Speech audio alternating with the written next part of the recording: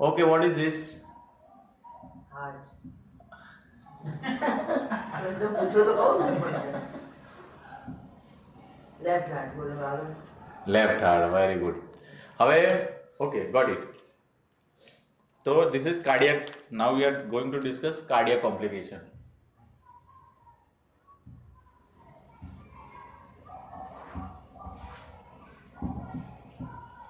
This lecture is dangerously important. It is too important for the doctors. Okay. Hypertension, blood pressure existing vessels, right? This is suppose representative systemic arterial system.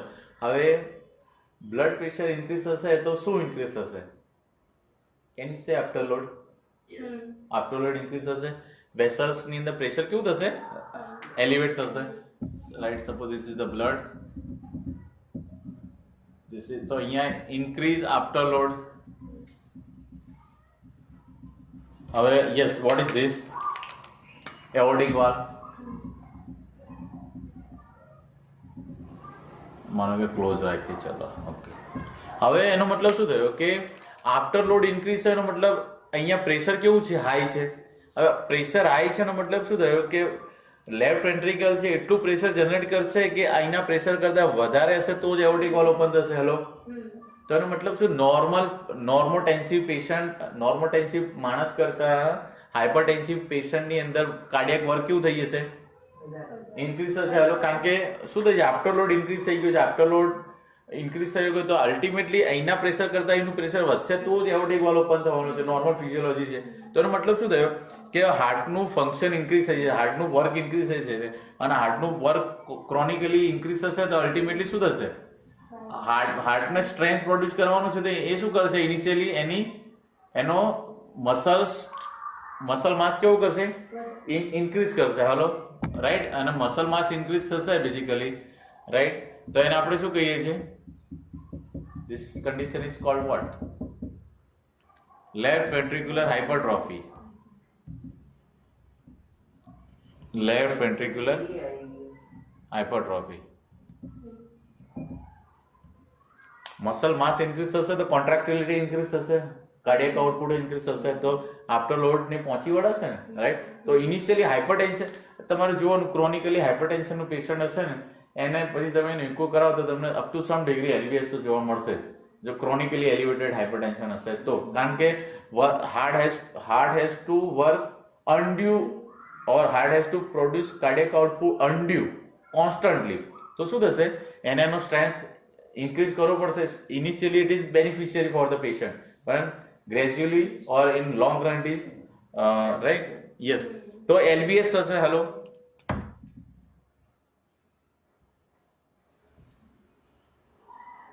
હવે LVS ના પેશન્ટમાં શું થશે કે ventricular cavity somewhat compromise, કારણ કે માસ વધશે તો cavity compromise થશે, રાઈટ. ઓકે, હવે શું થશે? જો ઓકે, અહીંથી શું આવે છે? Blood from the pulmonary micro circulation. આ સિસ્ટમ હું મસ્ત રીતે તમને કાર્ડિયાક ફેલ્યોરની અંદર ડિસ્કશન કરીશ, મજા આવશે. પણ માનો કે બ્લડ વોલ્યુમ તમને ખબર છે એલવીએચ ના પેશન્ટને તમે ફ્લુઇડ ઓવરલોડ કરો છો તો એલવીએફ માં જતા હોય છે. તમને ખબર છે શું? What is the mechanism? Okay, તમે માનો કે બોલસ 1 લીટર ફ્લુઇડ આપી દીધું પેશન્ટ, એલવીએચ નું પેશન્ટ છે, તમે તો બ્લડ વોલ્યુમ કેવો થઈ જશે? ઇન્ક્રીઝ થશે. તો એન્ડ ડાયસ્ટોલિક વોલ્યુમ કેવો થઈ જશે? ઇન્ક્રીઝ થઈ જશે. એન્ડ ડાયસ્ટોલિક વોલ્યુમ ઇન્ક્રીઝ થઈ જશે તો બેઝિકલી શું થશે? તો યસ, ઇનિશિયલી હાર્ટ છે એ હાઇપરટ્રોફી થાય છે પછી હું ઇન જનરલ વાત કરું. ઓકે, અત્યારે વાત નથી કરવી. હવે એન્ડ ડાયસ્ટોલિક વોલ્યુમ એ લેવલે ઇન્ક્રીઝ થઈ જાય છે કે યસ, અહીંથી તો પલ્મોનરી માઇક્રો સર્ક્યુલેશન દ્વારા તો યસ ફેફસામાંથી ઓક્સિજન બ્લડ તો આયા જ કરે છે અને અહીંયા બ્લડ વોલ્યુમ ઇન્ક્રીઝ થઈ ગયો છે તો શું થઈ જાય છે? Part of the blood is ejected અને part of the blood will be remain end systolic volume. અને દરેક સિસ્ટલી વખતે થોડો બ્લડ શું કરશે? ઇન્ક્રીઝ થાય, રિમેન એલિવેટેડ, આમાં વધતું જશે. અલ્ટિમેટલી શું થશે? તો ઇન્ટ્રાવેન્ટ્રિક્યુલર પ્રેશર ઇન્ક્રીઝ થશે, પછી એ પ્રેશર અહીંયા બેક પ્રેશર જનરેટ થશે, ઇન્ટ્રા એટ્રિયલ પ્રેશર જનરેટ થશે, પછી વળી પાછું બ્લડ આગળ જશે યસ ક્યાં? પલ્મોનરી વેઇનની અંદર જશે અલ્ટિમેટલી. અને આ બાજુ શું છે, તમારે ડાયાગ્રામની જરૂર છે? અહીંયા રાઈટ હાર્ટ છે અને અહીંયા પલ્મોનરી આર્ટરી છે અને બંનેની વચ્ચે શું છે? Pulmonary micro circulation, right? તો અહીંયા બી પ્રેશર છે ને અહીંયાથી રાઈટ હાર્ટ પ્રેશર જનરેટ કરી રહ્યું છે. તો આ રાઈટ હાર્ટ અને લેફ્ટ હાર્ટની વચ્ચે લીકી પોઈન્ટ કયો છે, વીક પોઈન્ટ કયો છે? Pulmonary microcirculation, pulmonary capillary bed. અને due to elevated blood pressure શું થશે? પલ્મોનરી માઇક્રો સર્ક્યુલેશનમાંથી blood will ooze out, sorry not blood but fluid will ooze out. અને શું થશે? ફ્લુઇડ છે પલ્મોનરી માઇક્રો સર્ક્યુલેશનમાં ઉઝ આઉટ થઈ અને ડિપોઝિટ થશે કે સીપી એંગલમાં. જનરલી ગ્રેવિટી છે એમને ક્યાં લાવશે? બંને કોસ્ટોફ્રેનિક એંગલ પર. અને શું થશે? Healthy lung tissue will be compromise. એના કારણે રેસ્પિરેટરી સિસ્ટમ ફંક્શન કેવું થશે? કોમ્પ્રોમાઇઝ થશે, રાઈટ? તો પેશન્ટને એલવીએફ ના પેશન્ટના મેનિફેસ્ટેશન શું હશે? રેસ્પિરેટરીના હશે. આ હું બહુ ડિટેલમાં ડિસ્કસ કર્યા, તમે ડાયાગ્રામ નથી દોરે પણ જસ્ટ ટ્રસ્ટ મી, રાઈટ? તો દેર ઇઝ ચાન્સ કે શું જોવા મળશે? એલવીએચ નું પેશન્ટ શું થશે? એલવીએફ માં જશે. પણ રૂટની અંદર શું છે? Hypertension. Yes yes, right? Okay, તો એલવીએચ નું પેશન્ટ જો એલવીએચ વધારે હશે તો દેર ઇઝ ચાન્સ કે એલવીએચ નું પેશન્ટ શેમાં જશે? એલવીએફ માં. હવે આટલું ક્રોનિકલી એલિવેટેડ હાઇપરટેન્શન છે તો એથેરોસ્ક્લેરોટિક પ્લાક તો બનાવ્યો હશે, તો દેર ઇઝ ચાન્સ કે એથેરોસ્ક્લેરોટિક પ્લાક કોરોનરી આર્ટરીમાં બી હશે. હાલો, ઇઝ ઇટ રાઈટ? તો yes, suppose this is coronary artery,